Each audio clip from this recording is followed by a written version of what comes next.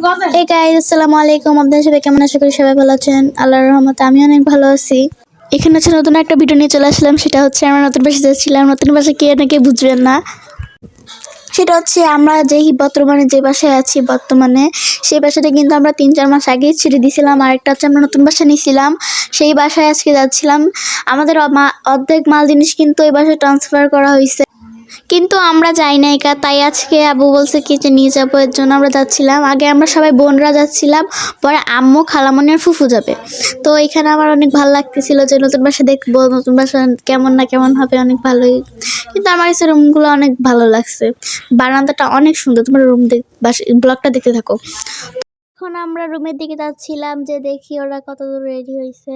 তারপরে আমাকে বললো কি যে তোমরা আগে আসো, তোমাদেরকে দিয়ে আসি। আর এখানে আপি আর একটু অভিমান করেছিল আমার উপর, আমি তাকে করিয়ানা দিতে যাচ্ছিলাম না। পরে ও রাগ করছে, তাই উপরের দিকে উঠে যাচ্ছিল। তারপরে আমি করিয়ানা দিয়েছিলাম ওকে, পরে ও নামছে। পরে এখন বাজে কিন্তু দুপুর 11:30, কিন্তু আকাশটার মধ্যে একটুও সূর্যের আলো নাই। তাই আর কি আমি বলতেছিলাম আনিশাকে যে দেখ, একটু সূর্যের আলো ওঠে নাই। কিন্তু গাড়িতে আমি বেশি ভিডিও করতে পারি না, কেননা আব্বু বকা দিতে চাইলে। তাই তাই আপি চুপ করেছিল। আমার আব্বুকে দেখলে ওর যে কি হয় আল্লাহ জানে। তো আমরা এখানে বাসায় চলে আসছি। বাসাটা অনেক এলোমেলো ছিল, কিন্তু অনেক বড় না। আর একটু লম্বা হলে তাহলে একটু ভালো লাগতো। কিন্তু বাথরুম 2টা, রুম 2টা। তো এখানে আপি আমার কোলে বসে রয়েছিল, তাই ও ভিডিও দেখে আসতেছিল।